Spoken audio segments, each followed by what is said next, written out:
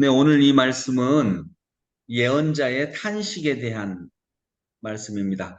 19절부터 22절까지는 심판을 선포해야 하는 예언자의 아픔이 나옵니다.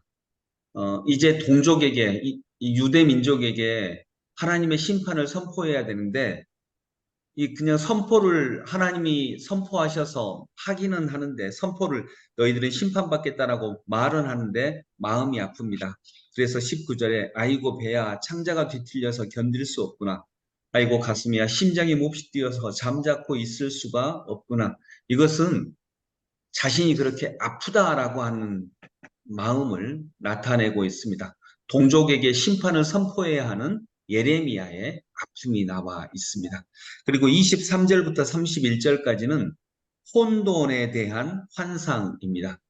어, 북쪽에서부터 이제 유다를 심판하기 위해서 아시리아가 전쟁에 준비를 해가지고 내려올 텐데 이에 대해서 사람들이 많이 이스라엘이 유다가 혼돈해합니다. 23절에 땅을 바라보니 온 땅이 혼돈하고 공허하다. 하늘에도 전혀 빛이 보이지 않는다. 이건 이제 그만큼 혼돈했다라고 하는 것입니다. 어, 특별히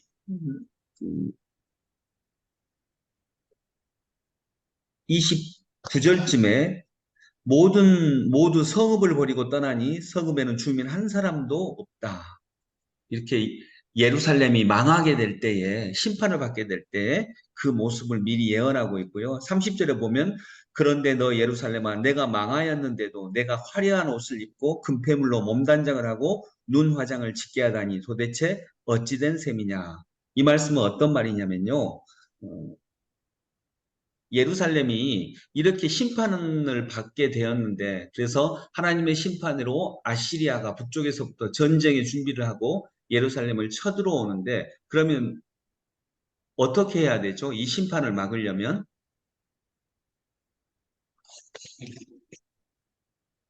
하나님, 하나님께 돌아가야죠. 네, 하나님께 돌아가야죠. 하나님을 알고 하나님의 마음을 알고 하나님께 돌아가야 되는데 지금 여기서 화려한 옷을 입고 금폐불로 몸단장을 하고 눈화장을 했다 이 말은 뭐냐면 예루살렘이 하나님께 돌아가야 되는데 오히려 북쪽에서부터 내려오는 아시리아한테 잘 보이려고 아부하고 있다 이 말입니다. 네, 이것을 그냥 이렇게 은유적으로 표현을 한 것입니다. 그들이 하나님께 돌아가서 옷을 찢고 회개해야 되는데 오히려 화려한 옷을 입고 몸단장을 하고 그 아시리아한테 아부하면서 아시리아한테 잘 보이면 혹시 아시리아가 예루살렘을 파괴하는 것을 멈추지 않을까라고 착각하고 있다는 것이죠. 그런데 그 뒷부분에 이렇게 됩니다. 너의 화장이 모두 헛일이 될 것이다. 아시리아가 멈추지 않을 것이다. 라고 하는 이런 말씀입니다. 하나님은 유다의 심판을 선포하십니다. 하나님이 유다의 심판을 선포하실 때 19절에서 예레미야는 그 심판으로 인해 창자가 뒤틀리는 듯한 고통을 느낀다. 이렇게 말씀하고 있습니다.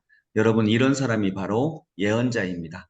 유다가 죄를 지었습니다. 하나님께서 그 죄에 대해서 심판하십니다. 예언자는 어쩌면 하나님의 심판에 대해 고소하다고 느낄 수 있습니다. 그렇게 유다와 예루살렘이 악을 행하더니 잘 되었다라고 생각할 수도 있습니다. 그러나 예레미야가 느끼는 느낌은 그렇지 않습니다.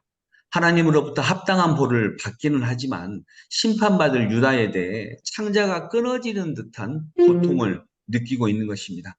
여러분, 이것이 진정한 예언자입니다. 성도 여러분, 혹시 내가 반대하는 한국교회의 다른 그룹이 하나님께 벌을 받을 때 고소해 하지 않으십니까? 저는 솔직히 그런 느낌을 받을 때가 있습니다.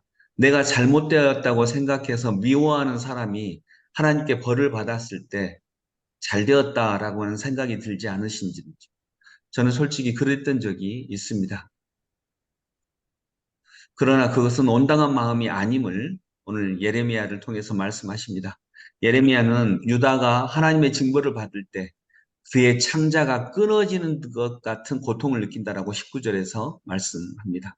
우리는 한국교회의 아픔에 대해, 한국교회에 대한 하나님의 심판에 대해 창자가 끊어지는 듯한 애끓는 아픔을 느끼고 있습니까?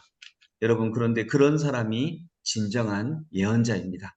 그런 예언자가 있기에 하나님은 유다를 심판은 하시지만 내가 심판은 하는데 멸망시키지는 않겠다라고 27절에 말씀하고 있습니다. 27절, 나 주가 말한다. 내가 온 땅을 황폐하게는 하여도 완전히 멸망시키지는 않겠다. 바로 이것이 하나님의 마음입니다. 지금 한국교회의 현실, 내 마음에 들지 않는 어떤 성도들에 대한 마음, 이런 마음이 아픈 마음이기를 원합니다. 창자가 뒤틀릴 만큼 아픈 마음이 있기를 기도합니다. 그리하여야 한국교회에도 우리에게도 희망이 있는 줄로 믿습니다. 기도하겠습니다. 유다와 예루살렘이 심판을 받을 때 예레미야 예언자는 그가 창자가 끊어지는 듯한 아픔을 느꼈다라고 오늘 말씀하고 있습니다. 하나님, 벌을 받을 만한 자가 벌을 받을 때 당연한 것이고 하나님께서 그들을 되돌리기 위해서 주시는 벌이시지만 때로는 그것이 아픕니다. 창자가 끊어지는 듯한 고통을 예언자 예레미야는 느낍니다. 하나님, 이런 사람이 진짜 예언자인 줄로 믿습니다. 우리들은 한국교회의 그 심판에 대해 어떻게 느낍니까? 내가 싫어하고 미워하는 사람이 하나님으로부터 징벌을 받았을 때 나는 혹시 고소해야 하지는 않습니까? 하나님, 그것이 예언자의 마음이 아닌 것을 깨닫게 하시고 우리 마음을 다스려 주시옵소서. 그는 받아야 될 벌을 받고 있는 것이긴 하지만 그런 상황을 바라보는 저희들은 창자가 끊어지는 듯한 아픔을 느끼는 하나님의 예언자들, 예언자다운 예언자들이 되게 하여 주옵소서. 그리하였을 때 하나님께서 그런 마음을 통해 일하심을 믿습니다. 우리 주님 예수 그리스도의 이름으로 기도드립니다. 아멘.